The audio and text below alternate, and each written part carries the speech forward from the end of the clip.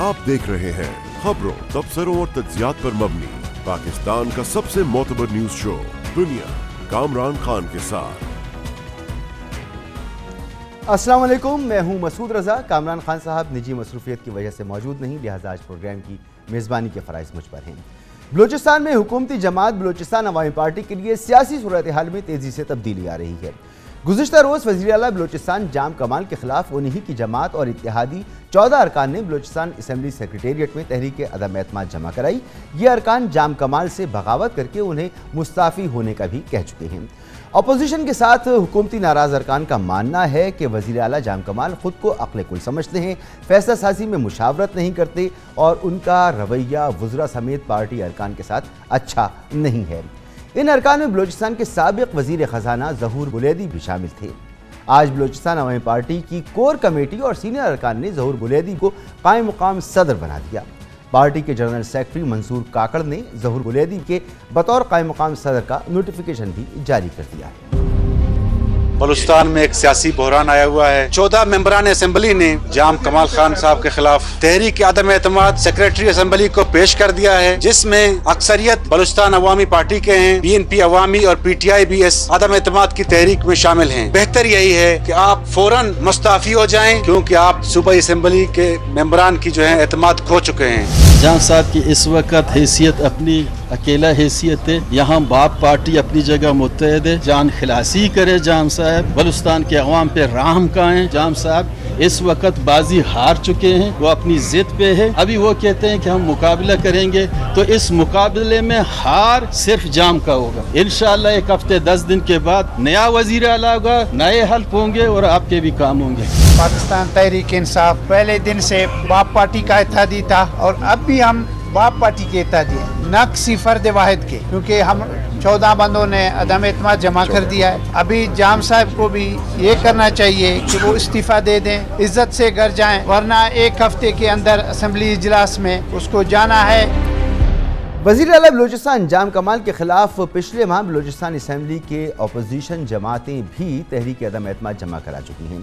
उस वक्त भी कहा जा रहा था कि अपोजिशन को हुकूमती नाराज़ अरकान की हिमायत हासिल है। इस तहरीक पर अपोजिशन का ये कहना था कि वज़ीर आला जाम कमाल के साथ अक्सरियत नहीं है, इसलिए वो मुस्ताफ़ी हो जाए। बलूचिस्तान में बदअमनी, कत्ल गारत गरी और बलूचिस्तान में जो आलिया बजट बनाया गया उसमें अदम मसावत और चंद हल्कों को नवाजने की जो कोशिश है, और गुज़िश्ता 3 सालों से जो बैड गवर्नेंस इस हुकूमत की रही है, खुसूसन जिस नहज पे बदअमनी है, कत्ल गारत गिरी है पहुँच चुकी है, आज हर शख्स चाहता है कि ये हुकूमत जाए। हमने इन 4 नुकात पे यहाँ बलूचिस्तान असम्बली में अदम एतमाद की तहरीक पेश की है। जो गवर्नमेंट है जिसने गुज़श्ता 3 साल में पूरे सूबे को यरगमाल बनाया है, चंद लोगों तक अरबों रुपए उनके जेबों में गए, कत्ल गारत गरी की जो सूरत हाल है, बैड गवर्नेंस की सूरत हाल है, जाम की इस अवाम दुश्मन हुकूमत से सूबे के 1 करोड़ 23 लाख लोग इनसे छुटकारा हासिल करेंगे। बलूचिस्तान में गुज़श्ता 3 साल की हुकूमत की बदअफ़ाली, बलूचिस्तान की हुकूमत की मसावात की पॉलिसी, मुतसबाना पॉलिसी, और बिलखुसूस कल हमने 6 महीने में आपको अदाद शुमार दिए बलूचिस्तान में तख़रीबकारी, दहशत गर्दी, बदअमनी, अगवा बराए तावान के। तो मेरे ख्याल बलूचिस्तान असम्बली में कोई भी रुकन असम्बली ऐसा नहीं होगा इस तहरीक अदम एतमाद के खिलाफ खड़ा होगा। इखलाकन उनको जो है अपना दफ्तर जो है ऑफिस जो है इस्तेमाल करना छोड़ देना चाहिए। वज़ीर आला जाम कमाल के मामले पर इस वक्त बलूचिस्तान अवामी पार्टी वाज़ेह तौर पर 2 हिस्सों में तकसीम नजर आती है। 11 अरकान उनकी हिमायत में जबकि 12 उनके मुखालिफ हैं और 1 रुकन अभी न्यूट्रल है। अपोजिशन और नाराज़ अरकान का दावा है कि 65 के ऐवान में उन्हें 39 की हिमायत हासिल है, यानी जाम कमाल के साथ सिर्फ 24 अरकान हैं, जबकि जाम कमाल को वज़ीर आला बरकरार रहने के लिए कम से कम 33 अरकान की हिमायत ज़रूरी है। मामलात बिगड़ने से पहले जाम कमाल को 41 अरकान की हिमायत हासिल थी। नंबर्स पूरे ना होने के बावजूद वज़ीर आला जाम कमाल मुस्ताफ़ी होने को तैयार नहीं और वो डटे हुए हैं। इस तमाम मामले पर बात करेंगे। हमारे साथ मौजूद हैं CM बलूचिस्तान जनाब जाम कमाल खान साहब। सर बहुत बहुत शुक्रिया वक्त देने के लिए। सर ये फरमाएं कि आइनी तौर पर वज़ीर आला के खिलाफ सादा अक्सरियत हासिल करने के लिए 33 अरकान की ज़रूरत होती है, जबकि अपोजिशन और नाराज़ अरकान को कुल 39 अरकान की बरतरी यहाँ पर हासिल है। बज़ाहिर तो आप ऐवान में अक्सरियत खो बैठे हैं, جی سب سے پہلے تو میں کلیئر کر دوں کہ جی یہ چولی دامن کا جو سلسلہ پچھلے 1 مہینے سے چل رہا ہے، پہلے آپ نے دیکھا ہوگا کہ اپوزیشن نے ایک عدم اعتماد کی تحریک سبمٹ کرائی اور وہ ریجیکٹ ہوئی. پھر ابھی جو جمع کرائی ہے وہ بلوچستان عوامی پارٹی اور پھر ایک رکن پی ٹی آئی کے اور 2 بلوچستان بی این پی عوامی کے ہیں. ٹھیک ہے. یہ بھی ابھی تک انہوں نے صرف 14 لوگوں نے جمع کرائی ہے. لیکن اس کے ساتھ ساتھ آج آپ نے ایک پریس کانفرنس دیکھی ہوگی جو جان جمالی صاحب نے بھی کی ہے، جو کہ بھی اس کے اندر سگنیٹری ہیں، اور انہوں نے بھی یہی کہا کہ ہم پارٹی کے مسائل پارٹی کے اندر رہتے ہوئے حل کرنا چاہتے ہیں. لیکن چونکہ یہ تحریک جمع ہو چکی ہے تو اس تحریک کے اندر بہت سارے ایسے لوگ ہیں جو ابھی بھی خواہش مند ہے کہ ہم پارٹی کے اندر پھر سے بیٹھیں اور اپنے ڈفرینسز کو حل کریں اور ان چیزوں سے ہٹ جائیں. لیکن چونکہ 3-4 بڑے متحرک ہمارے ممبران تھے جنہوں نے باقاعدہ کوشش کی، اور ان کے ساتھ ایک اور پارٹی ہے جس کی اکثریت بہت کم ہے، انہوں نے بہت سارے لوگوں کو ہوسٹیج اس حوالے سے رکھا کہ نہیں جی ہم یہ ساری چیزیں کر کے رہیں گے. لیکن میں بہت پر امید ہوں کہ انشاءاللہ ہم جس طرح ان کو انگیج کر رہے ہیں وہ بالکل ہرگز نہیں چاہتے کہ وہ اس تحریک کے اندر بالکل شامل ہو اور چیزوں کو اس ایکسٹریم کی طرف لے جائیں. بالکل سر، آپ تو نہیں چاہیں گے، ظاہر سی بات ہے، اور آپ کی پوری کوشش بھی ہوگی، لیکن آپ کی پارٹی اور اتحادی جماعتی آپ سے ناراض ہیں. وہ یہ گلہ کر رہی ہیں کہ آپ فیصلہ سازی میں مشاورت نہیں کرتے اور آپ کا رویہ وزراء سمیت پارٹی ارکان کے ساتھ اچھا نہیں ہے. جی اس میں ذرا کلیئر کر دوں. جی الحمدللہ ہماری کولیشن پارٹی میں پاکستان تحریک انصاف، عوامی national party, JWP، Hazara democratic ہیں، وہ بالکل ہمارے ساتھ انٹیکٹ ہیں، جو تقریباً 16 کی تعداد ہے. ایک پارٹی ہے جس کے اندر ٹوٹل 2 ممبر ہیں، وہ شخص ناراض ہے، لیکن وہ شخص ہیں اسد بلوچ صاحب ہیں، ہمارے بڑے محترم ہیں، لیکن جو اچانک نالا ہوئے ہیں، لیکن کسی سے میرے ایسی شکایت نہیں. دوسری بات، جہاں تک ایک بات کو بڑا پروپیگنڈا دیا جا رہا ہے اور خاص کر جو ابھی کچھ ناراض دوست ہیں، میں آپ کو پورا ریکارڈ دکھا سکتا ہوں کہ ڈیلی کے حساب سے یہ سارے ممبر جو ادھر زیادہ ناراض ہیں، مجھ سے زیادہ سب سے زیادہ ملاقات ہی انہی کے ساتھ میری ڈیلی ہوتی ہے. 3-3 4-4 گھنٹے یہ میرے ساتھ میرے آفس میں ہوتے ہیں، اور حیرت اس بات کی ہے کہ جو سب سے زیادہ ملنے والا ہے وہ سب سے زیادہ ناراض بھی آج ہیں. ہاں تو سر یہ تو بات ہے نا کہ اپوزیشن تو ناراض ہے ہی آپ سے، آپ کی اپنی پارٹی کے اراکین، آپ کی اتحادی پارٹیوں کے جو لوگ ہیں وہ بھی ناراض ہیں، وہ شکایت کر رہے ہیں، تو کوئی نہ کوئی تو وجہ ہوگی. وہ آپ نے دیکھی کہ وجہ کیا ہے، کیوں ناراض ہیں آپ سے؟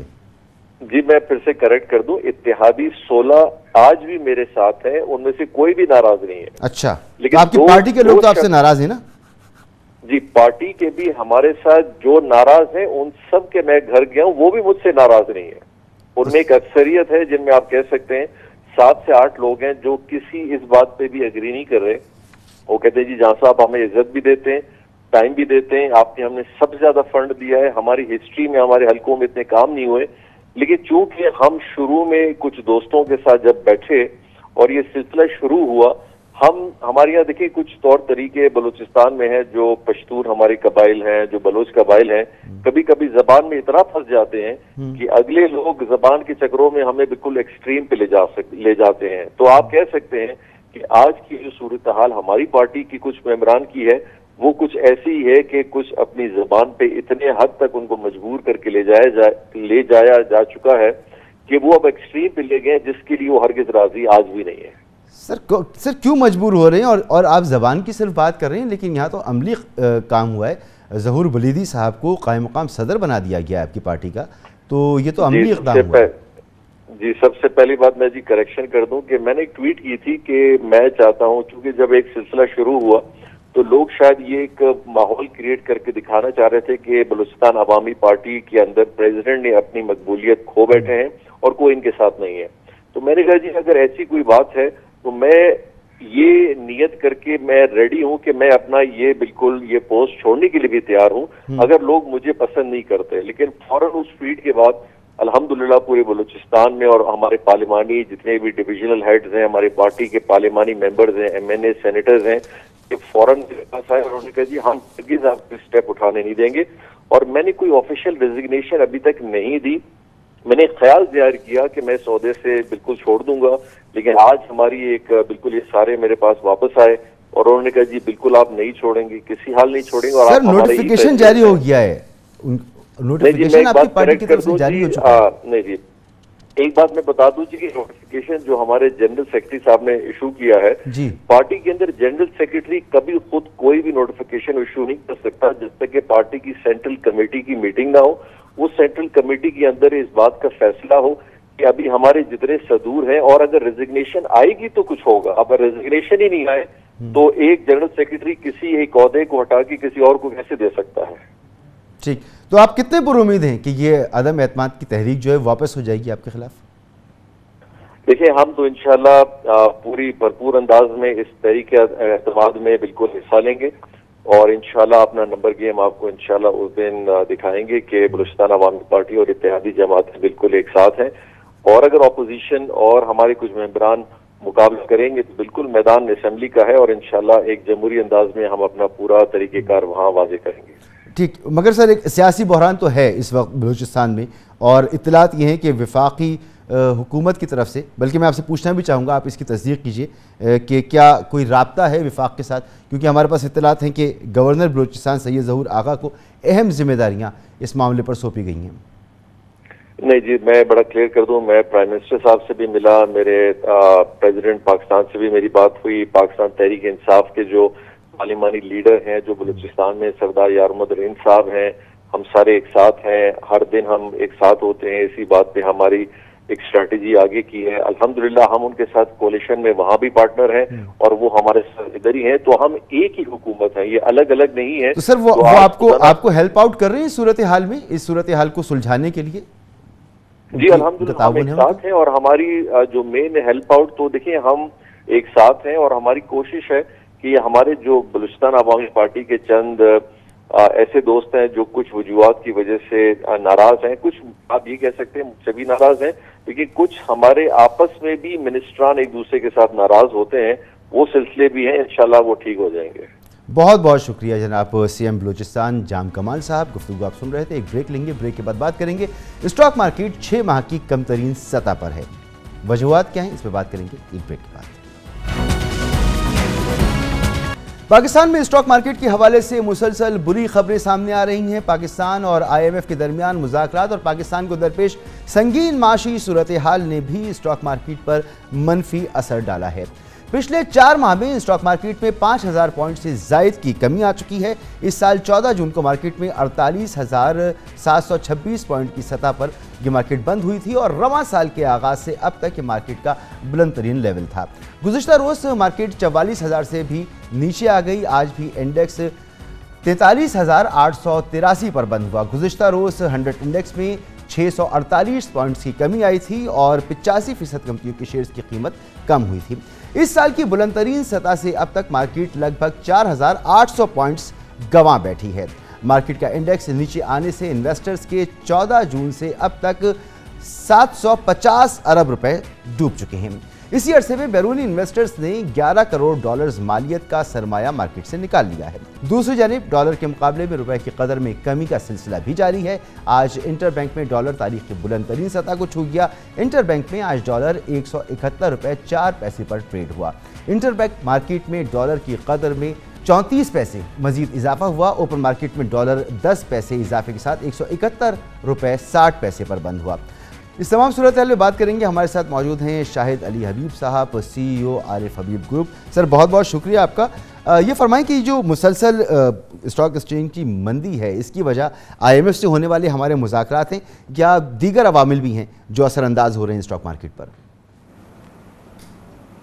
जी मसूद साहब, इसमें कॉम्बिनेशन ऑफ फैक्टर्स हैं और इसमें मेरे ख़्याल से जो सबसे बड़ी वजह जो है वो कंटिन्यूस फॉरेन सेलिंग है, जो कि पिछले साल से चल रही है। पिछले साल सितंबर से कोई ऐसा महीना नहीं है जिसमें फॉरेन आउटफ्लो ना हुआ हो और इसका मैग्नीट्यूड जो है, इसकी साइज़ जो है वो बढ़ रही है। पिछले महीने $45 मिलियन का आउटफ्लो हुआ।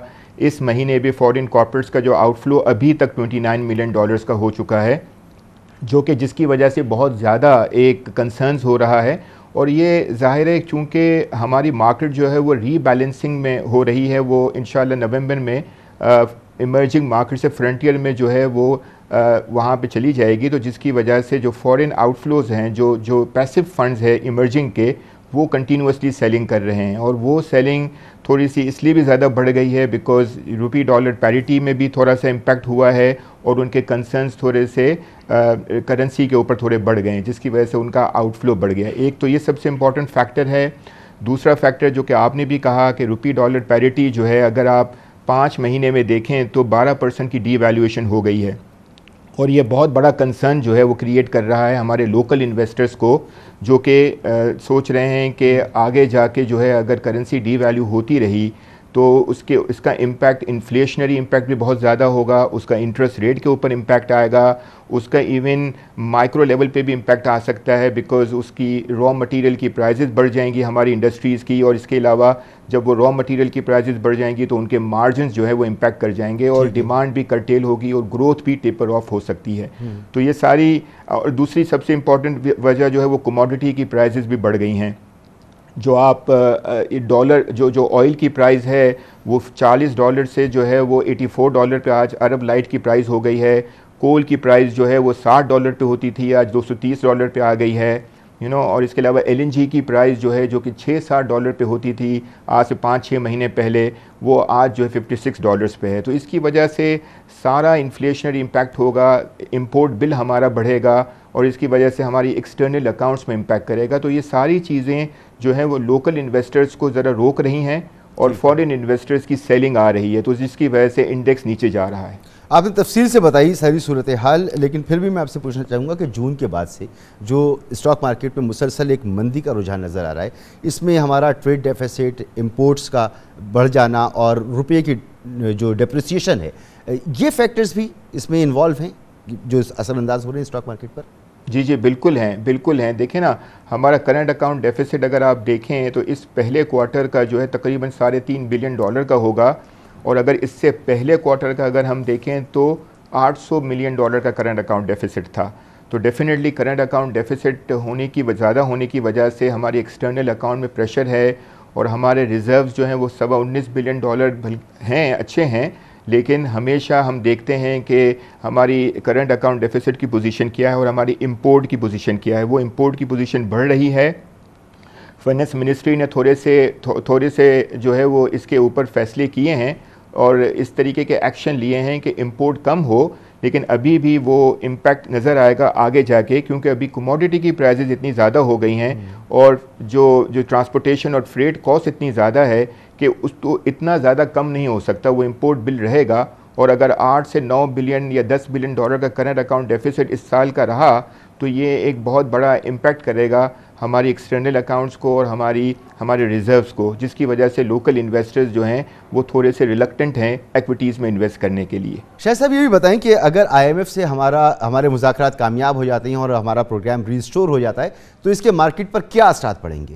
جی یہ بہت ہی پازیٹیو فیکٹر ہوگا اس کا, کیونکہ جب ہماری IMF کے ساتھ مذاکرات میں اگر ریزمپشن ہو جاتی ہے انشاءاللہ تو $1 بلین کا جو ہے وہ ٹرانچ ہمیں ریزیوم ہوگی, اور اس کے بعد ہمیں $1.4 بلین کی ورلڈ بینک اور ADB کے ساتھ جو ہے وہ ہمیں ٹرانچ ملے گی. تو اراؤنڈ $2.4 بلین کا ہمارا ٹوٹل جو ہے وہ لون ہمیں ملے گا, اور جو کہ بہت ہی زیادہ امپیکٹ کرے گا اور بہت ہی کانفیڈنس جو ہے وہ لوکل انویسٹرز اور فورن انویسٹرز کو دے گا. اور اس کے علاوہ اگر ہم کمپیئر کریں ہماری مارکیٹ ہماری پرائز ان ہو گئی ہے ان ساری نیگیٹو چیزوں کو, میں یہ کہوں گا بہت زیادہ ہماری مارکیٹ نے اوور ریئیکٹ کیا ہے. ہماری مارکیٹ کا آج ملٹیپل جو ہے وہ تقریباً 5.25 ٹائمز ہے, اور اگر ٹریلنگ ملٹیپل دیکھیں تو 5.6-5.7 ٹائمز ہے, جو کہ اگر ہم 2008-2009 کے بعد سب سے لوئسٹ ملٹیپل ہو گیا ہے. تو ہماری مارکیٹ نے ساری نیگیٹو چیزوں کو آلریڈی پرائز ان کر لیا ہے, اور فورن آؤٹ فلو بھی اتنا زیادہ ہو گیا ہے کہ اب میرے خیال سے اتنا زیادہ اگلے 2 مہینوں میں اتنا زیادہ آؤٹ فلو ہو نہیں سکتا, بیکاز ہمارا جو پوٹینشیل آؤٹ فلو جو ہے وہ باقی وہ تقریباً $30-40-50 ملین ہی باقی ہے. تو وہ اگر ہم ایبزارب کر لیتے ہیں تو آگے بہت ساری پازیٹیو چیزیں ہیں, اور لوکل انویسٹرز کے پاس بہت زیادہ پوٹینشیل ہے. ہماری جو پروفیٹیبلٹی گروتھ ہوئی ہے KSE 100 انڈیکس کی اور KSE آل کمپنیز کی, وہ تقریباً 56% جو ہے وہ FY21 میں گروتھ ہوئی ہے.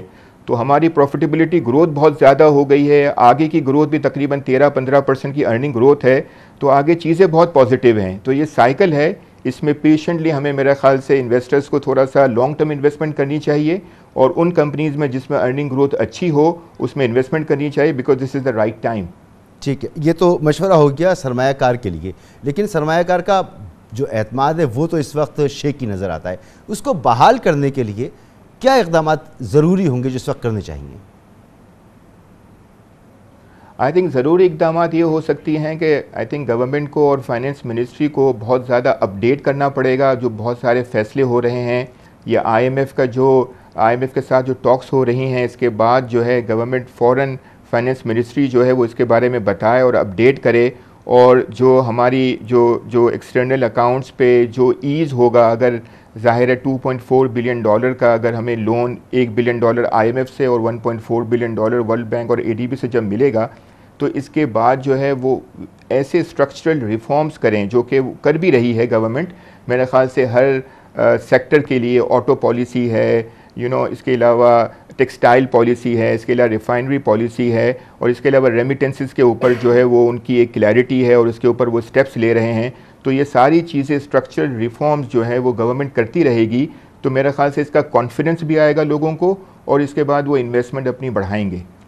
ٹھیک, بہت بہت شکریہ آپ کا جناب شاہد علی حبیب صاحب, سی ای او عارف حبیب گروپ ہمارے ساتھ موجود تھے. یہاں پر نیوز بریک کے دوران آپ ہیڈ لائنز سن سکیں گے, اس کے بعد پروگرام جاری رہے گا. آپ دیکھ رہے ہیں خبروں, تبصروں اور تجزیات پر مبنی پاکستان کا سب سے معتبر نیوز شو دنیا, کامران خان کے ساتھ. خطے کی جیو اسٹریٹجک صورتحال کے پیش نظر پاکستان خارجہ محاذ پر عالمی آزمائشوں اور داخلی محاذ پر ہمالیائی معاشی چیلنجز کا سامنا کر رہا ہے. ان حالات میں سول ملٹری تعلقات میں غیر ہم آہنگی کی اطلاعات یقیناً ملک و قوم کے مفاد میں نہیں. آئی ایس پی آر کی جانب سے لیفٹیننٹ جنرل ندیم احمد انجم کی بطور director general I S I تعیناتی کے اعلان کے 5 روز بعد بھی وفاقی حکومت اور وزیر اعظم آفس سے اس تقرری کی توثیق نہ ہونے پر قیاس آرائیوں اور افواہوں نے جنم لیا, جبکہ حکومت نے بھی پچھلے 5 دنوں سے اس قضیے پر خاموشی اختیار کی.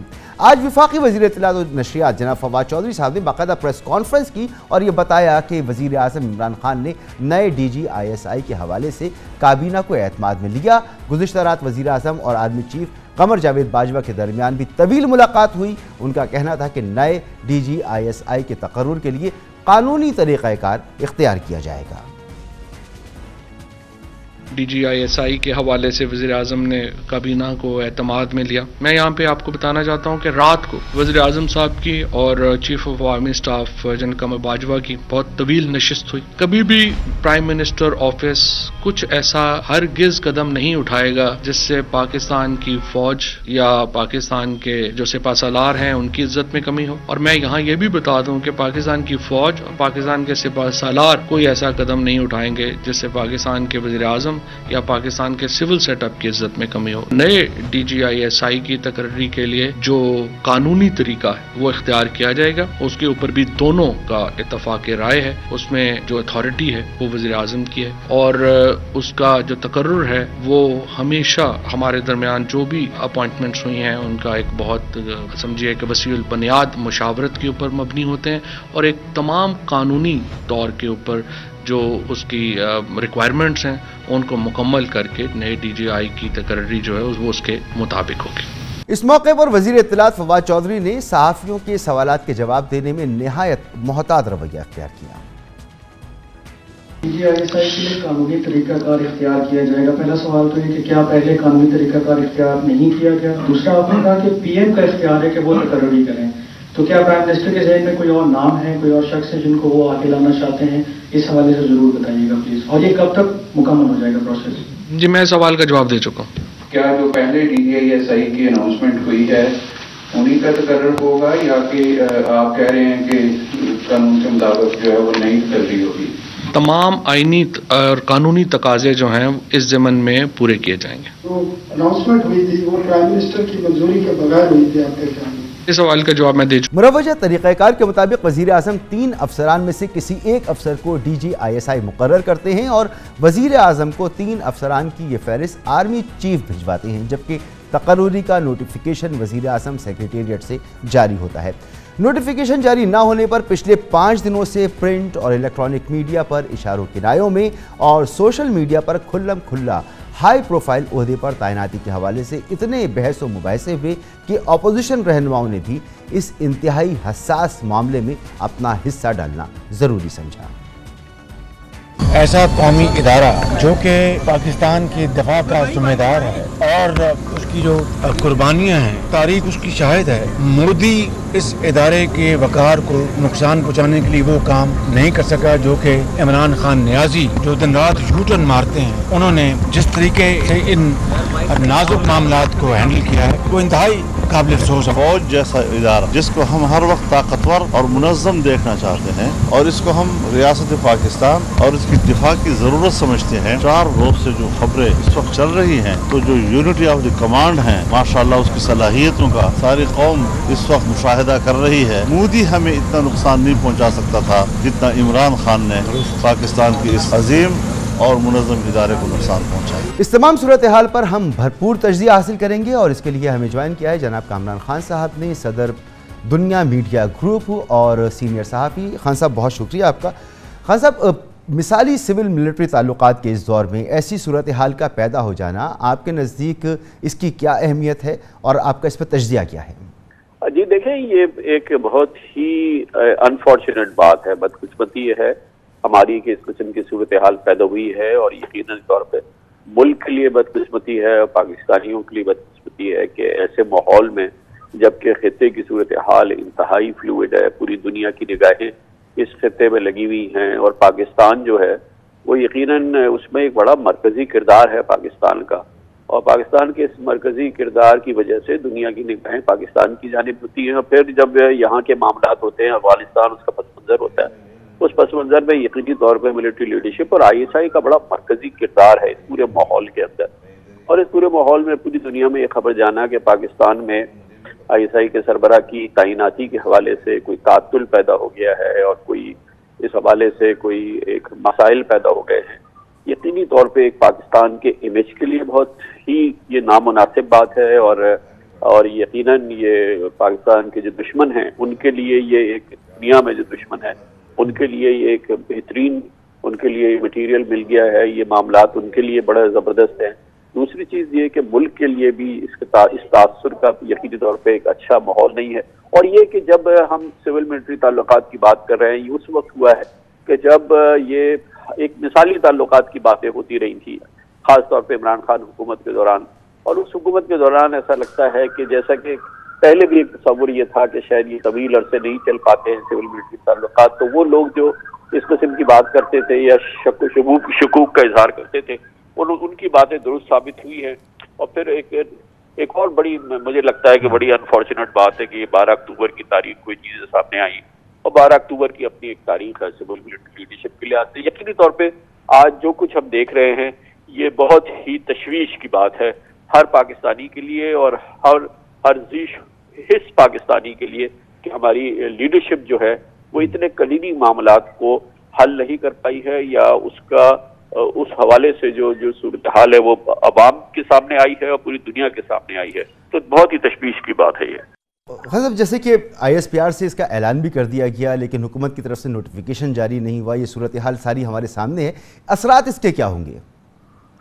जी देखें, ये असल में जिस तरह से भी कैफियत हुई 5-6 रोज पहले, थोड़ी सी तशवीश तो उस वक्त ही हुई थी क्योंकि बहरहाल ये जो फौजी ऑफिसर्स की तैनाती होती है खास तौर पे मेजर जनरल एंड अबव वो ISPR ही करती है और ISPR की जानिब से ही होता है। लेकिन क्योंकि DGISI की पोजीशन एक ऐसी है जिसमें कि प्राइम मिनिस्टर को वो रिपोर्ट करते हैं, वो प्राइम मिनिस्टर की वाहिद सीनियर लेवल की पोस्टिंग जो आर्मी की होती है जिसमें कि प्राइम मिनिस्टर को क्योंकि वो रिपोर्ट करते हैं, प्राइम मिनिस्टर उनके बॉस होते हैं, इस लिहाज से उनकी इसमें मशवरा बहुत इंपॉर्टेंट होता है, बल्कि उनका बड़ा कलीदी किरदार होता है। तो जब ये ISPR से इसका अनाउंसमेंट हुआ तो मेरा जो तजुर्बा था उसमें यही था कि यकीनी तौर पे जब ये अनाउंसमेंट हो गया तो ये अनाउंसमेंट हो गया। हालांकि मेरा ख्याल ये था कि शायद ये पहले प्राइम मिनिस्टर हाउस से इसका अनाउंसमेंट होगा, लेकिन बहरहाल उससे कोई बड़ी बात नहीं थी, हो गया। मेरा यही ख्याल था कि चंद घंटों में या एक आध दिन में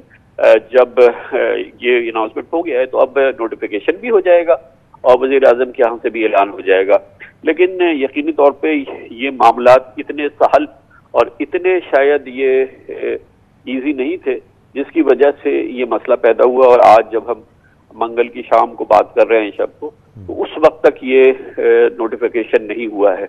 गोया कि ये मामला जो है ये तातुल का शिकार है और ये किसी सूरत में भी ये एक अहसन कदम नहीं है।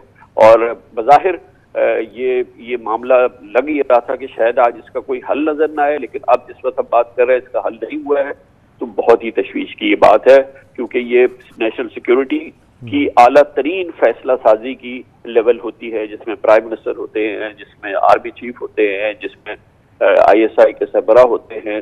तो ये तो बहुत ही कलीदी शख्सियात होती है। ये काबीना के कई अहम जो अरकान होते हैं वो इसमें शामिल होते हैं। और इस लेवल पे अगर कहीं पे कोई तातुल पैदा हो जाए या कोई फासला पैदा हो जाए तो बहुत ही तशवीश की बात है, बहुत ही तशवीश की बात है। अच्छा, न सिर्फ ये कि अभी इसका ये नोटिफिकेशन नहीं हुआ, बल्कि फवाद चौधरी साहब जो वफाकी वज़ीर इत्तलात और नशरियात हैं, उन्होंने कहा कि जी कानून के मुताबिक इसका दोबारा से जायज़ा लिया जा रहा है। तो ये बहुत इंपॉर्टेंट बात है। तो इसके असरात आपके नज़दीक क्या हो सकते हैं? जी देखिए, ये काबीना में यकीनी तौर पे आज प्राइम मिनिस्टर ने पूरी ये बात रखी है और ये भी अपनी जगह बात है कि वो इस वक्त पूरे मुल्क में सिवाय इसके कोई गुफ्तगू नहीं हो रही है। ये टॉक ऑफ द कंट्री है, बल्कि दुनिया में भी जहाँ पे पाकिस्तान के हवाले से बात हो रही है यही मामले पे बात हो रही है। तो इसीलिए जो है ये जो फवाद चौधरी साहब का बयान है इसमें इबाहम है, ये मुबहिम है और इसमें सिर्फ उस उसूल की बात की गई है कि क्योंकि प्राइम मिनिस्टर के लिए ये प्राइम मिनिस्टर का ये ओहदा है, वो ओहदा है जो कि प्राइम मिनिस्टर को रिपोर्ट करता है। तो शायद फवाद चौधरी साहब ये कह रहे हैं कि इसके बारे में फैसला वही करेंगे कि नया DGI कौन हो, जनरल नदीम ही हो या, क्योंकि इसके अलावा अगर कोई हो तो फिर वो भी उन्हें प्राइम मिनिस्टर को बहरहाल आर्मी चीफ से मशवरा करना होगा। बहरहाल आर्मी चीफ का बहुत ही कलीदी मशवरा इसमें शामिल होगा, क्योंकि रिवायत यही है कि फौज से ही हमारा लेफ्टिनेंट जनरल, एक सर्विंग लेफ्टिनेंट जनरल ISI के सरबराह होते हैं। तो यकीन और फिर ISI के अंदर भी कोई 5 या 6 के करीब जो हैं वो सर्विंग मेजर जनरल्स होते हैं। फिर कोई 2 दर्जन 1 दर्जन से जायद जो है वो उसमें ब्रिगेडियर्स होते हैं। तो ये सारी फौज की बहुत अहम इसमें मशावरत चाहिए होती है, आर्मी चीफ की चाहिए होती है। ये एक अमली तौर पे बहुत इसमें फौज का, पाक फौज का, आर्मी का बहुत बड़ा किरदार होता है।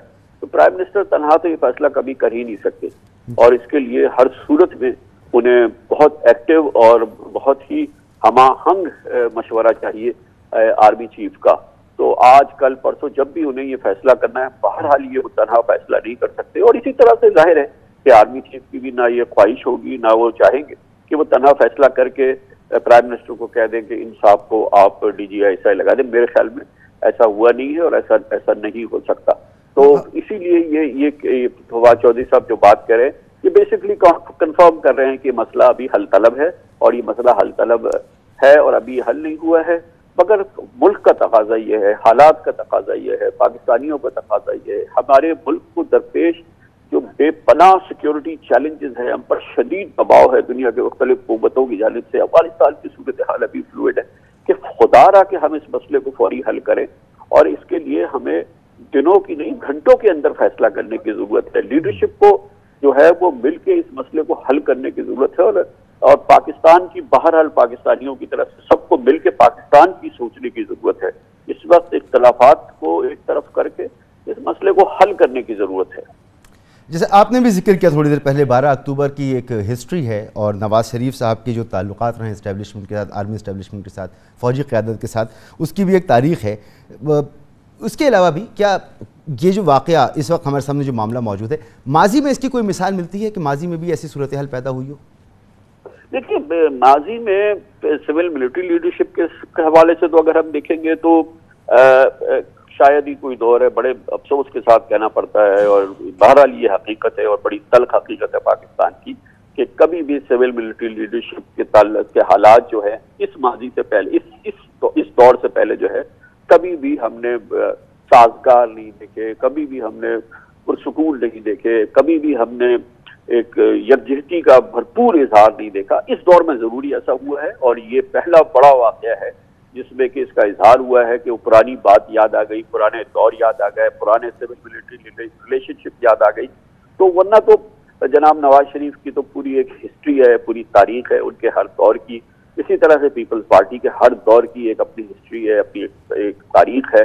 اور یقینی طور پہ یہ جو معاملات رہے ہیں وہ یہ پہلی بار ہے کہ اس معاملے پہ اس طرح سے ایک طرح کی کیفیت پیدا ہوئی ہے، کیونکہ اس طرح کے معاملے میں بھی کیفیت ہو چکی ہے. بینظیر بھٹو صاحبہ نے اپنی دوسری حکومت کے دوران جو ہے وہ سرونٹ جنرل کی بجائے ایک ریٹائرڈ جنرل لیفٹیننٹ جنرل شمس الرحمان کلو کو ڈائریکٹر جنرل ISI بنا دیا تھا، جو کہ ایک اپنی نوعیت کا بڑا غیر معمولی واقعہ تھا پاکستان کی تاریخ کا کہ ایک SS آفیسر جو کہ سرونگ آفیسر نہیں تھے، ان کو وہ ریٹائرڈ آفیسر تھے جنرل کلو، ان کو ISI کا سربراہ بنا دیا تھا. مگر اس کی بھی ایک اپنی ہسٹری ہے، اور وہ ہسٹری یہ ہے کہ وہ ضرور ISI کے سربراہ تو وہ ہو گئے تھے، مگر افسوس کے ساتھ یہ کہنا پڑتا ہے اور واقعات بتا رہے ہیں کہ وہ پھر ISI کی ان پر گرفت اتنی مضبوط، ان کی ISI پہ گرفت اتنی مضبوط نہیں تھی، اور اس کے پھر متعدد ہمیں معلوم ہے کہ صورتحال جو پیدا ہوئی ہے وہ اپنی جگہ ہے. تو یہ واقعات سول ملٹری لیڈرشپ میں ارتعاش کے، اختلاف کے اور اس قسم کے معاملات کے وہ تو ان گنت ہے. اور نواز شریف صاحب کے اور نارملی سروسز چیفز کے ساتھ اس طرح کے معاملات رہے ہیں، اور یعنی کہ سربراہوں کے ساتھ، لیکن کوئی سول لیڈرشپ نہیں ہے، کوئی سویلین گورنمنٹ نہیں ہے کہ جس کے مثالی تعلقات رہے ہوں. اب تک ہم عمران خان صاحب کی حکومت کے بارے میں، PTI کی حکومت کے بارے میں میرا ہمیشہ سے یہ ویو تھا کہ یہ ایک بہترین نظام تشکیل پایا ہے پاکستان کے لیے، اور مل جل کے چلنے کا نظام ہے. لیکن اپوزیشن نے شاید اس کا بہت برا منایا، اور فوج کو اور جنرل باجوہ کو اس کی وجہ سے شدید تنقید کا نشانہ بنایا. اور بہرحال اب پھر وہی صورتحال پیدا ہو گئی ہے جو کہ پاکستان کے لیے بالکل نئی نہیں ہے. اور جو نئی صورتحال تھی یعنی کہ سول ملٹری لیڈرشپ کا اشتراک یقینی طور پہ اس واقعے میں کم از کم وہ ٹوٹتا نظر آیا ہے. بہت شکریہ جناب کامران خان صاحب، پریزیڈنٹ دنیا میڈیا گروپ اور سینئر صحافی. گفتگو آپ نے سنی. یہاں پر ایک بریک لیں گے، اور بریک کے بعد بات کریں گے نیب ترمیمی آرڈیننس کے نفاذ کو آج 1 ہفتہ ہو گیا، لیکن اپوزیشن اس پر خاموش ہے، کوئی سیاسی شور و غل واویلا نہیں مچا رہی. صاف ظاہر ہوتا ہے کہ اس سے نون لیگ اور پیپلز پارٹی کو فائدہ پہنچے گا، لہٰذا یہ خاموشی ہے. بات کریں گے ایک بریک کے بعد.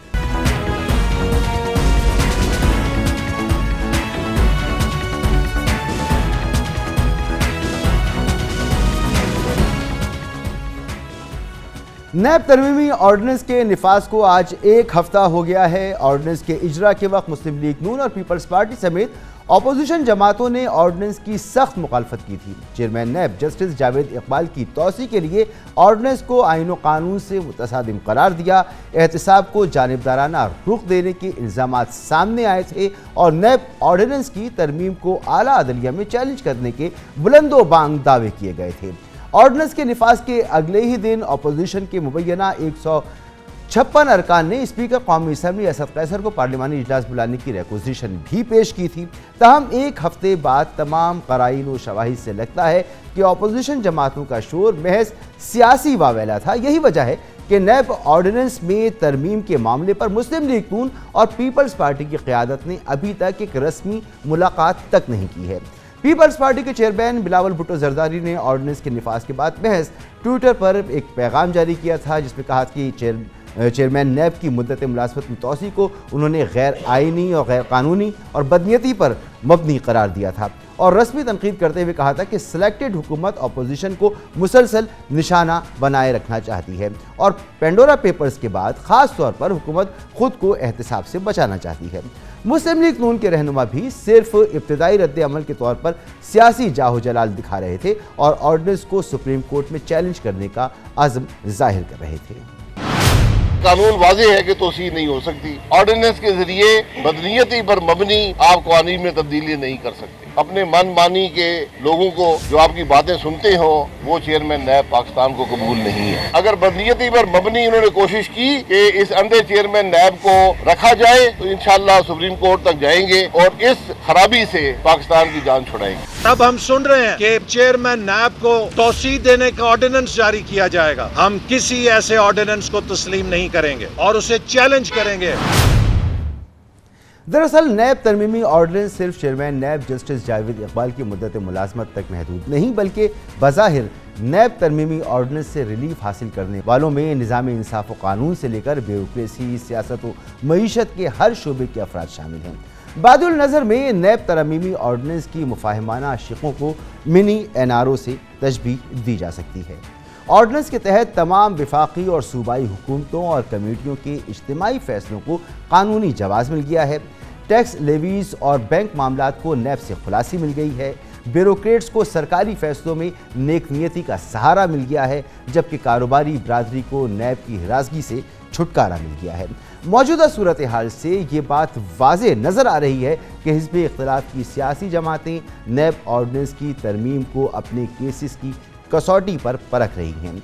ऑर्डिनेंस की ज़ेली शिकों पर तहफ़्फ़ुज़ात तो दूर की बात, इस प्रोग्राम में कामरान खान साहब ने पिछले महीने ही अपने तजज़िये में ये वाज़ेह कर दिया था कि पीपल्स पार्टी आसिफ अली जरदारी को जस्टिस जावेद इकबाल की तौसीह पर भी एतराज़ नहीं होगा। वज़ीर-ए-आज़म इमरान खान की जानिब से इस वक्त जो सुकून है या खामोशी है, उससे लगता है कि हुकूमत जस्टिस जावेद इकबाल को ही चेयरमैन नैब के ओहदे पे बरकरार रखना चाहती है। PTI हुकूमत को इस सिलसिले में पीपल्स पार्टी और आसिफ जरदारी की खामोश रजामंदी भी हासिल है। ये हमें इंतहाई अहम मोतबर ज़राए कहते हैं। दिलचस्प बात यह है कि 2017 में भी जस्टिस जावेद इकबाल का नाम पीपल्स पार्टी ने ही पेश किया था। कुछ शायद बयानात आपको देखने में मिले, मगर पीपल्स पार्टी खासतौर पर जनाब आसिफ अली जरदारी जनाब जस्टिस जावेद इकबाल की एक्सटेंशन के हामी है और इसके असरात भी वो गिन रहे हैं और जो देखने वाले हैं वो देख सकते हैं। नैब में पीपल्स पार्टी रिलेटेड मामलात, कई दूसरे मामलात, हमारी इत्तलात के मुताबिक कई एक अहम मामलात आउट ऑफ कोर्ट सेटलमेंट की जानिब भी बढ़ रहे हैं। पीपल्स पार्टी से मुंसलिक मामलात को अगर आप गौर से देखें तो आपको इसमें बड़ी दिलचस्प कैफियत नजर आएगी। याद रखें कि अब जबकि जनाब जस्टिस रिटायर्ड जावेद इकबाल की एक्सटेंशन होगी, पीपल्स पार्टी की खामोश या एलानिया रजामंदी आपको नजर आएगी और ये बड़ी दिलचस्प डेवलपमेंट है जो कि होने जा रही है। यकीनन इसके असरात भी आप देखेंगे और नैब के केसेस में नजर आएंगे।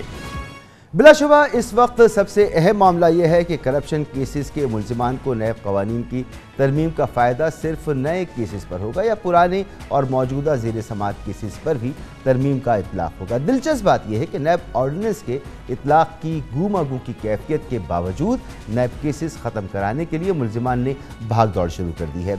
आज भी इस्लामाबाद के एहतसाब अदालतों से मुतअद्दिद अफराद ने रुजू किया और अपने खिलाफ करप्शन केसेस ख़त्म या मुतल्लिक़ा फोरम पर मुंतकिल करने की इस्तदा की।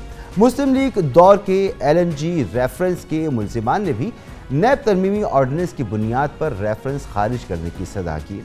मुल्जिमान का मौक़िफ़ था कि नैब दायरा इख्तियार ख़त्म हो गया है, इसलिए एहतसाब अदालतों से केसेस ख़त्म किए जाएँ। ताहम नैब ने रेफरेंस ख़त्म करने की मुखालफत करते हुए कहा कि काबीना के फैसले को जो नैब से इस्तिस्ना दिया गया 6 अक्टूबर 2021 यानी ऑर्डिनेंस के निफाज के बाद आने वाले फैसलों पर होगा। याद रहे कि attorney general of Pakistan barrister Khalid Javed Khan ने इस प्रोग्राम में इंटरव्यू के दौरान ये तस्दीक की थी कि नैब तरमीमी ऑर्डिनेंस का इतलाक़ वफाकी और सूबाई काबीना और कमेटियों के माजी, हाल और मुस्तक़बिल के तमाम केसेस पर होगा। जो कलेक्टिव बॉडीज़ हैं, काबीना, state bank of Pakistan, एक्नेक, NFC, इनकी लिए नैब की जुरिस्डिक्शन से मुकम्मल तौर पे इसको बाहर निकाला गया है। मैं दोबारा जानना चाहूँगा कि सूबाई काबीना, एक्नेक, NFC, ECC, इनके जितने फैसले माजी में हो चुके हैं वो अब नैब की गिरफ्त से बाहर हैं, नैब की ख़ास तौर पे। जी, आइंदिया के लिए भी, क्योंकि अब जुरिस्डिक्शनल ये सवाल है कि उनका इख्तियार इस पे नहीं है, तो उस तमाम जो है नैब की जुरिस्डिक्शन से बाहर जा चुके हैं। अटॉर्नी जनरल खालिद जावेद खान के इस मौक़िफ़ के मुताबिक नैब ऑर्डिनेंस की तरमीम का इतलाक़ माजी के भी तमाम केसेस पर होता है, तो ये कहना गलत नहीं होगा कि नैब के 1230 ज़ेर समात रेफरेंस में से शायद आधे से ज़्यादा फारिग हो जाएंगे। کاروباری برادری کے کیسز میں تو نیب کا مکمل عمل دخل ختم ہو چکا، بیوروکریسی کے کیسز بھی نیک نیتی کی اور مالی مفاد کو ملحوظ خاطر رکھا جائے گا، اور جبکہ سیاسی نوعیت کے کیسز ہیں اس میں اجتماعی فیصلے ڈھال بن سکتے ہیں۔ نئے آرڈیننس سے کن کن معاملات میں کس کس کو ریلیف مل سکتا ہے، آپ کو یہ رپورٹ دکھاتے ہیں۔ نیب ترمیمی آرڈیننس کے اطلاق سے سیاسی طور پر نہ صرف حکومت بلکہ اپوزیشن اراکین بھی ریلیف حاصل کرنے والوں کی ممکنہ قطار میں شامل ہیں۔ اختیارات کے ناجائز استعمال سے متعلق مقدمات میں وفاقی و صوبائی کابینہ اور دوسرے حکومتی یا سرکاری فورمز پر کیے گئے فیصلوں کو استثناء حاصل ہوگا۔ اس لیے ایل این جی کیس سابق وزیر اعظم شاہد خاقان عباسی اور سابق وزیر خزانہ مفتاح اسماعیل، جبکہ نارووال سپورٹس کمپلیکس کیس میں سابق وفاقی وزیر منصوبہ بندی احسن اقبال کے کیسز نیب کے دائرے اختیار سے باہر ہو سکتے ہیں۔ نجی کاروبار کو استثناء کی وجہ سے سابق وفاقی وزیر خواجہ سعد رفیق کو ریلیف ملنا بھی ممکن ہو سکتا ہے، کیونکہ ان پر پرائیویٹ ہاؤسنگ سوسائٹی میں گھپلوں کے الزامات ہیں۔ وزیر اعلیٰ سندھ سید مراد علی شاہ کو بھی نوری آباد پاور پلانٹ، روشن سندھ پروگرام، بیمار صنعتوں کی اسکیم، شوگر اور tractor subsidy, Thatta sugar mills نیلامی کیسز میں ریلیف مل سکتا ہے۔ دلچسپ بات یہ ہے کہ پی ٹی آئی حکومت میں پنجاب اور وفاقی کابینہ کے فیصلوں کے تحت چینی اور آٹا اسکینڈلز بھی ترمیمی آرڈیننس کی وجہ سے نیب کی دسترس سے باہر ہو سکتے ہیں۔ دلچسپ بات ہے کہ جن 700 افراد کے نام پینڈورا لیکس میں آئے ہیں ان سے نیب سوال نہیں کر سکتا، کیونکہ ان کے معاملات بھی مبینہ ٹیکس چوری یا اثاثہ ڈکلیئر نہ ہونے کی وجہ سے اب نیب کے بجائے ایف بی آر کے دائرے اختیار میں آئیں گے۔ البتہ نئے آرڈیننس کی وجہ سے آمدن سے زائد اثاثہ جات کیسز میں سابق وزیر اعظم نواز شریف، سابق صدر آصف علی زرداری اور سابق اپوزیشن لیڈر سید خورشید شاہ کو کوئی ریلیف نہیں مل سکے گا۔ دلچسپ بات یہ بھی ہے کہ نیب ترمیمی آرڈیننس کے نفاذ کے بعد مسلم لیگ نون کے موقف میں نمایاں تبدیلی آ گئی ہے۔ آرڈیننس کو چیلنج کرنے کے بجائے اب اپوزیشن میں باہمی مشاورت اور محض مناسب قانونی کارروائی سے آگاہ کرنے کی باتیں ہو رہی ہیں۔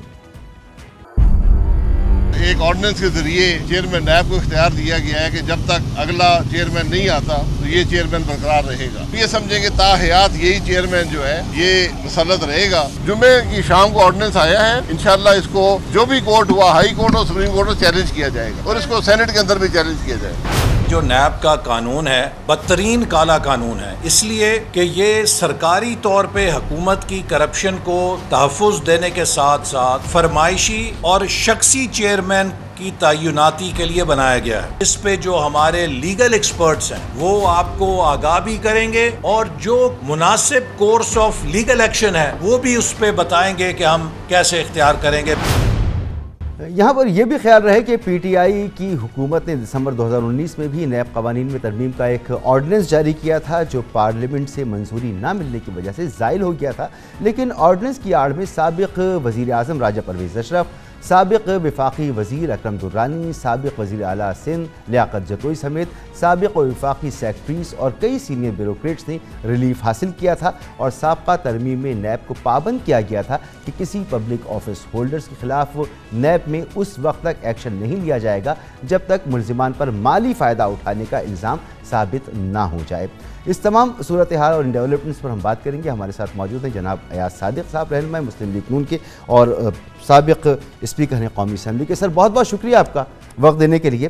سر سب سے پہلے تو آپ سے یہ جاننا چاہوں گا کہ ایک ہفتہ گزر گیا اس ڈیولپمنٹ کو، یعنی اس آرڈیننس کو آئے ہوئے، اگلے ہی دن اپوزیشن نے نیشنل اسمبلی کا اجلاس کال کرنے کے لیے درخواست بھی جمع کرا دی تھی۔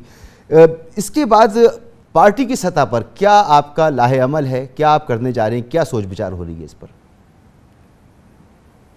دیکھیں، ایک تو یہ چیز تو آپ کو ماننی پڑے گی کہ یہ جو نیب آرڈیننس لائیں، ایک تو یہ ایک انڈیویجول کے لے کے آئے ہیں جس انڈیویجول نے بہت اچھی پرفارمنس دی اس حکومت کی کے لیے۔ اپوزیشن کے لوگوں کو پہلے جیل میں ڈالو، پہلے نیب کے حراست میں لو، اس کے بعد انویسٹیگیٹ کرو، اور جس طرح ابھی آپ نے نام بھی لیا خورشید شاہ صاحب کا، خورشید شاہ صاحب کو 2 سال ہونے کو ہیں اور ابھی تک ریفرنس نہیں فائل ہوا، اور پلاننگ کمیشن میں پروجیکٹ اپروو کرنے کے لیے احسن اقبال صاحب کو، اسی طرح شاہد خاقان صاحب کو، سعد رفیق صاحب کو۔ اب میں یہ کہوں گا کہ عمران خان صاحب نے اپنے آپ کو، اپنی کابینہ کو grand father, not mother of all N R Os but grand father of all N R Os اس وقت دیا ہے۔ یہ میں تقریباً آپ 10 دن پہلے اٹھا کے ایک جاوید چودھری صاحب کا پروگرام ہے، میں نے اس میں یہ بات کی تھی کہ مجھے پی ٹی آئی کے ایم این اے سے یہ پتہ چلا کہ وزراء کے حالات بہت خراب ہیں، ان کو ڈر ہے، ان کو شک ہے کہ اگر یہی حالات رہے تو ان کی باری آنے والی ہے جو انہوں نے چوری چکاری کی ہے۔ یہ چونکہ اندر سے مجھے آواز آئی تو میں نے 8-10 دن پہلے ٹی وی پہ کہا تھا۔ اب دیکھیں معلم جبا بھی پڑا ہوا ہے، B R T 3 B R T جتنے میں بنی اس سے زیادہ میں ایک بی آر ٹی اتنی لینتھ کی بنی جتنے کی ایک ہوتی تھی۔ چینی کہاں گئی؟ اربوں روپے کی چینی جو ہے وہ اس کا ڈاکہ ڈالا گیا۔ تیل کہاں گیا؟ ایل این جی کہاں گیا؟ کہاں انہوں نے فرنس آئل کو پروموٹ کرنے کے لیے اور اس میں گھپلا کرنے کے لیے انہوں نے ایل این جی کے ٹائملی نہیں منگایا اور اب پھر انہوں نے یہ حرکت کی۔ اب دوائیوں کا ایشو، یہ اتنی چیزیں اکٹھی ہو گئی ہیں، اس لیے عمران خان صاحب کو اپنے آپ کو گرینڈ فادر آف آن این آر اوز دینے کے لیے سر یہ تو آپ کا موقف آ گیا، مگر میرا سوال آپ سے یہ فیصلے لیے تھا۔ پھر سن لیجئے ذرا سن لیجئے کابینہ، جس میں جس طرح شاہد خاقان صاحب بھی کابینہ میں اپروولز تھیں، احسن اقبال، پھر وزراء، minister for state, provincial minister, E C C, ایکنیک، انہوں نے ہر ایک کو وہاں سے نکال دیا۔ پرانے جو ہیں، جو شاہد خاقان صاحب ہیں یا افساد رفیق صاحب، احسن اقبال یا نواز، ان کے کیسز عدالت میں چلتے رہیں گے۔ جو اکاؤنٹیبلٹی نے انہوں نے اب سے اپنے آپ کو کر لیا۔ اس کا مطلب ہے ان کو یہ سمجھ آ گئی کہ اب ہماری حکومت جانے والی ہے، ہمارے حکومت کے دن پورے ہو گئے، ہمیں شاید وقت نہ ملے کہ ہم اس کو ترمیم کو لا سکیں۔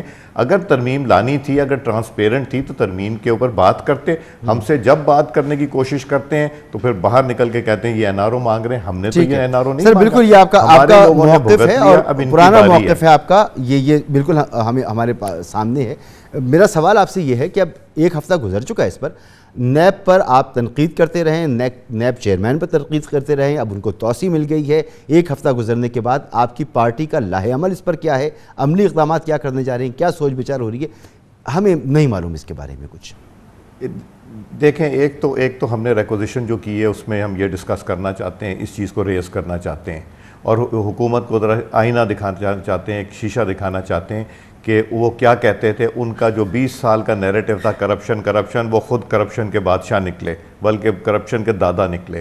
اور ہمارا لائے عمل یہ ہے کہ ہمارے وکلاء نے اس کے اوپر کام شروع کر دیا ہے، ان سے ہماری میٹنگز بھی ہوئی ہیں۔ اب ہماری نیکسٹ جو میٹنگ ہوگی اس میں کیس پریپیئر کریں گے۔ یہ کیس بڑے احتیاط سے کرنے کی ضرورت ہے کہ کیس ہم نے کس عدالت میں کرنا ہے، اسلام آباد ہائی کورٹ میں کرنا ہے، سپریم کورٹ آف پاکستان میں کرنا ہے، کون سی کلاس پہ کرنا ہے، اوورال کرنا ہے۔ جس طرح آپ نے انٹروڈکشن میں یہ کہا کہ پیپلز پارٹی کو تو ریلیف مل رہی ہے، ایسی بات نہیں ہے۔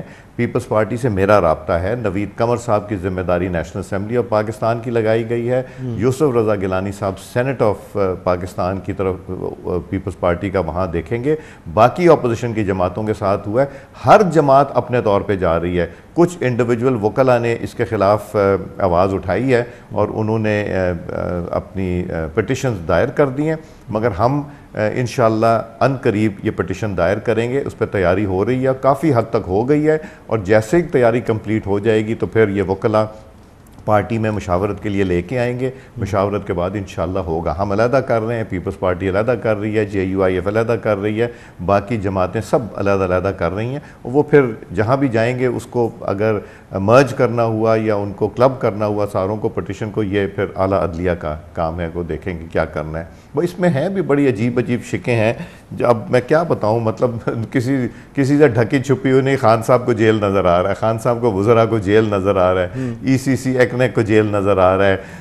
تو وہ جیل جو نظر آ رہا ہے وہ 15 دن پہلے ہمیں پتہ چلنا شروع ہو گیا تھا کہ ان کو نیندیں نہیں آ رہی، کہ جیل میں سردیوں میں مچھر ہوتے ہیں اور سردی بہت لگتی ہے اور گرمیوں میں پسینہ بہت آتا ہے، جو کہ انہوں نے کیا۔ اب آپ ایک اور چیز دیکھیں، ایک نواز شریف صاحب کو ڈسکوالیفائی کیا جو پہلے وہ آئے تھے، پیناما پیپرز آئے تھے، باقی کتنے ہیں 400-450۔ یہ گورنمنٹ کیا کر رہی ہے؟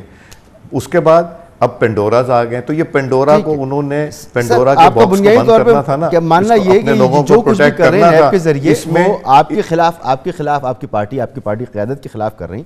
لیکن ہم نے خالد جاوید خان صاحب کی بھی گفتگو سنائی، ان کا کہنا ہے کہ یہ جو آرڈیننس ہے اس کا اطلاق ماضی حال اور مستقبل کے فیصلوں پر ہوگا، جس کا مطلب ہے کہ اس میں جتنے بھی کیسز ہیں ان سب پر اس کا اطلاق ہوگا، صرف یہ نہیں کہ اپنے لوگوں کو بچا رہے ہیں۔ یہ حکومت کا موقف ہے، خالد جاوید خان صاحب کا موقف ہے۔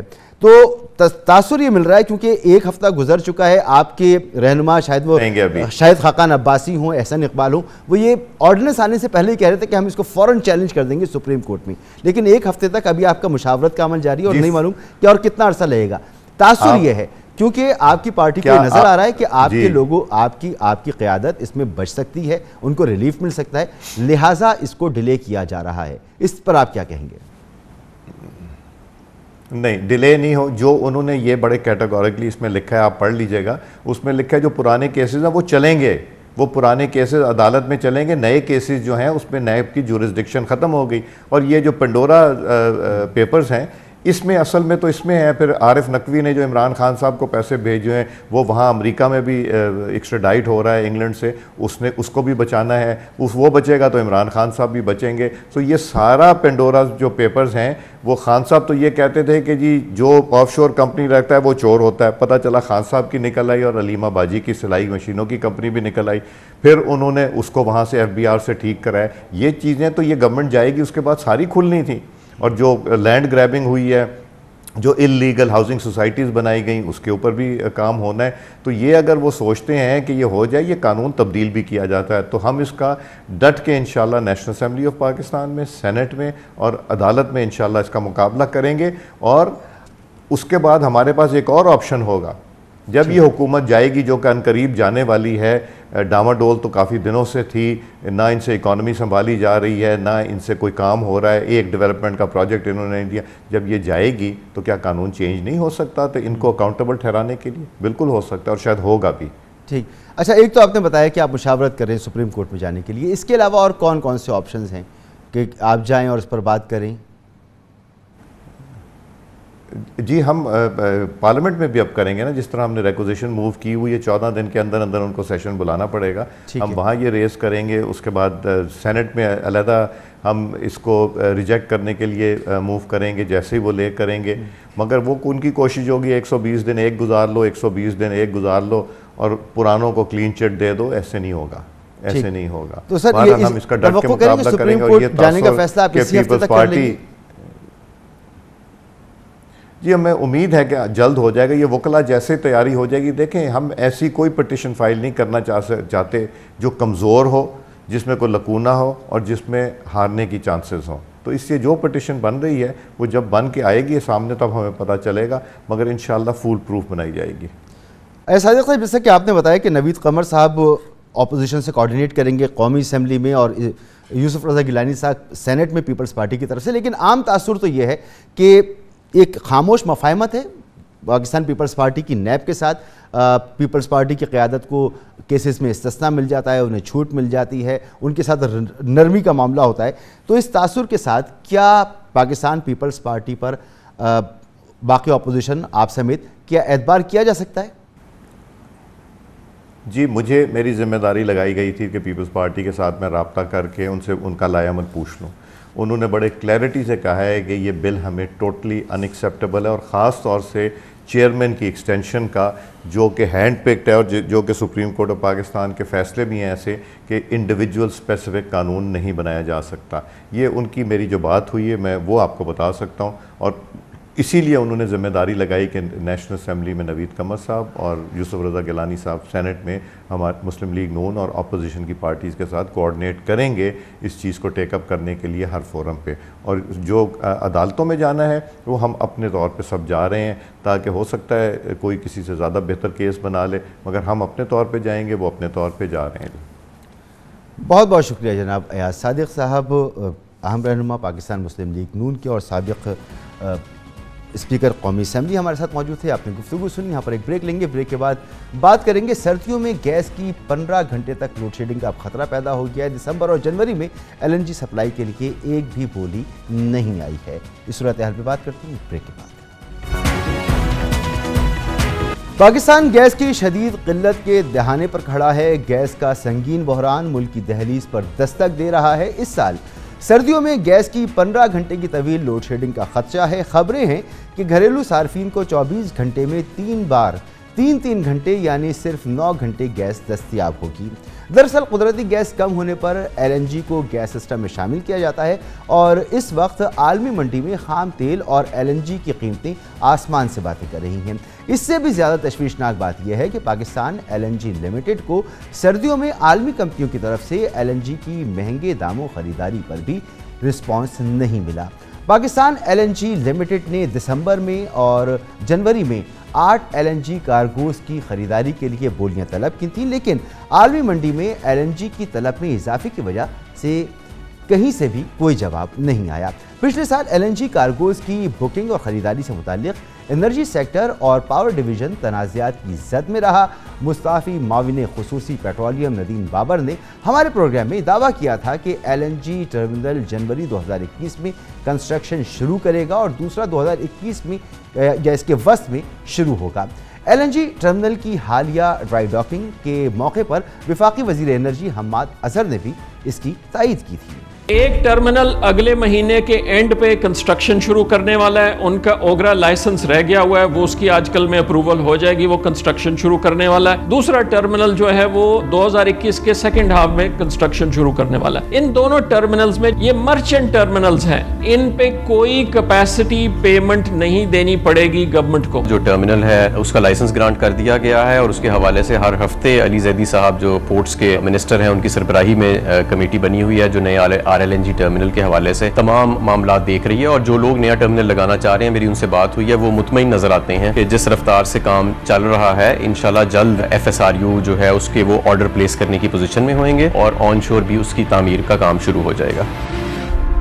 خبر ہے کہ حکومت سردیوں میں ملک کی ضروریات کی اضافی LNG کے لیے قطر کے ساتھ دوسری مدت کے معاہدے کی جلد آپریشنل ہونے پر پرامید ہے اور قطر سے LNG کی آمد سے اس خلا کو جزوی طور پر ختم کیا جا سکے گا۔ تاہم یہ سوال اب بھی اہم ہے کہ LNG کے مستقبل کے سودوں میں کون سا فارمولہ اختیار کیا جائے گا جو بہترین خریداری کا ضامن ہو۔ اس پر بات کریں گے، ہمارے ساتھ موجود ہیں سمیع اللہ Tariq Sahib, head of research Pakistan Kuwait investment company. بہت بہت شکریہ سمیع اللہ طارق صاحب وقت نکالنے کے لیے۔ سب سے پہلے تو مجھے یہ بتائیں کہ حکومت تنقید کی زد پر ہے اس تمام صورتحال میں، تو عالمی مارکیٹ میں LNG کی قیمت اس وقت آل ٹائم ہائی ہیں۔ اس صورتحال میں آپ کو کیا لگتا ہے کہ حکومت اس پر کتنی قصوروار قرار دی جا سکتی ہے؟ دیکھیں ظاہر ہے یہ تو جو مارکیٹ پرائسز ہیں یہ تو حکومت کے ہاتھ میں نہیں ہے، یہ تو بین الاقوامی طور پہ جو طلب اور رسد کا جو توازن ہے اس کے حساب سے ہوتی ہے مقرر۔ تو اس میں تو ظاہر ہے کہ جو جیسے ہم ہسٹوریکلی جو ہمارے ساتھ تھا، اگر آپ نے دیکھا ہو ہم پہلے جو ہے وہ فرنس آئل پہ بجلی بناتے تھے، پھر پچھلی حکومت کے دور میں جب کافی سارے پاور پلانٹس لگے تو انہوں نے یہ کوشش کی اور ایک اچھی کوشش کی کہ جو ہے وہ کس طرح ہم فرنس آئل سے اپنا ریلائنس کم کریں اور پھر جو ہے وہ LNG اور کول پہ آئیں، کیونکہ یہ ان دونوں پہ جو بجلی کی پیداواری لاگت ہے وہ کم ہے، یعنی فیول کاسٹ جو ہے وہ کم ہوتی ہے، کیپیسٹی پیمنٹ تو بہرحال تھی۔ اور اسی ریشنل پہ یہ جو بڑے پاور پلانٹس ہیں جو حویلی بہادر شاہ بکی پلو کی پلانٹس بھی لگے اور کوئلے کے پلانٹ بھی لگے، لیکن اب اس کے بعد پھر ایون یہاں تک ہوا کہ 2018-19 میں ہمارا جو فرنس آئل تھا وہ بک ہی نہیں پاتا تھا کیونکہ اس کی ڈیمانڈ ہی نہیں تھی، کیونکہ نئے پاور پلانٹس آ گئے تھے۔ لیکن آج آپ دیکھیں کہ وہی جو فرنس آئل جو ہماری ریفائنریاں جو پیدا کرتی ہیں اور جو ہمارے پاور پلانٹس ہیں ہمارے پاس ان کو استعمال کرنے والے، اس وقت ہماری جو جیت کے ضامن ہے وہ یہی دو چیزیں کہ ہمارے پاس لوکلی پروڈیوسڈ فرنس آئل ہے اور ہمارے پاس ایسے پاور پلانٹس ہیں جو اس کو استعمال کر سکتے ہیں۔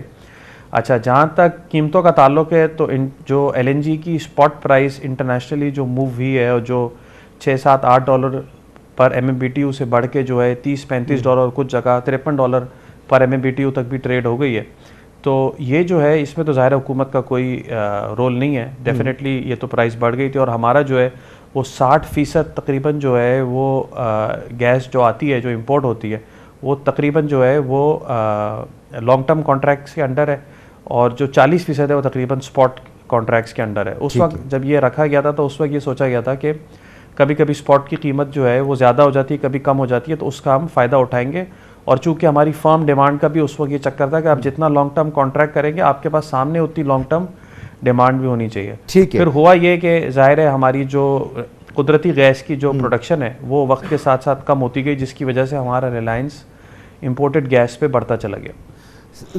سمیع اللہ طارق صاحب، اپارٹ آف پرائس پرائز جو بھی ہوں عالمی مارکیٹ میں یا لوکلی. چوتھی دفعہ ایسا ہو رہا ہے اس موجودہ دور حکومت میں کہ ہم گیس کی قلت کا سامنا کر رہے ہیں, اور وجہ یہی ہوتی ہے کہ جی LNG ٹرمنل کبھی اس کی ڈرائی ڈاکنگ ہونی ہے, کبھی جو ہے وہ وقت پر کارگو نہیں پہنچا. تو یہ طلب اور رسد کی جو آپ نے بات کی تھی, تو اس کو تو مینیج کرنا, اس میں مسائل ہیں, موجود ہیں, نظر آ رہے ہیں. یہی وجہ ہے کہ چوتھی مرتبہ یہ صورتحال ہمارے سامنے.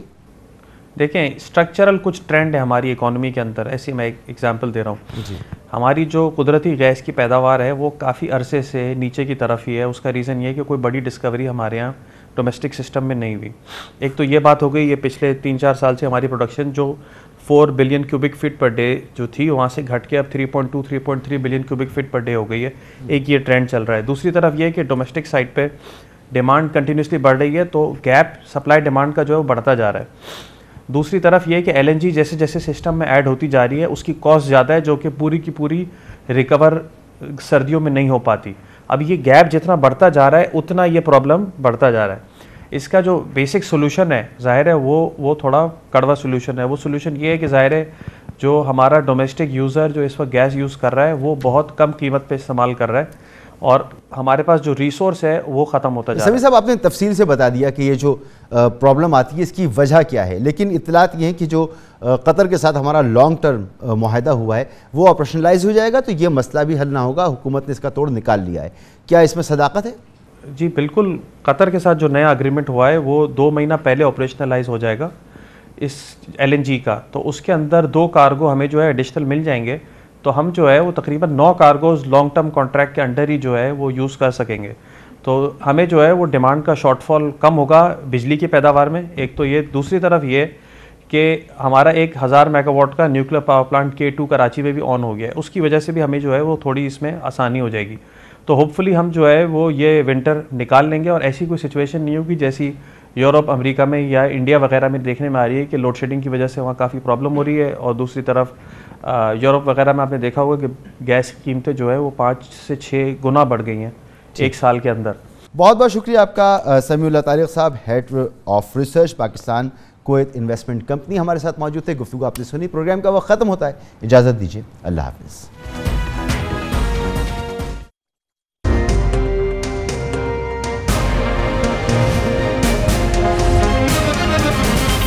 دنیا خبر کی دنیا.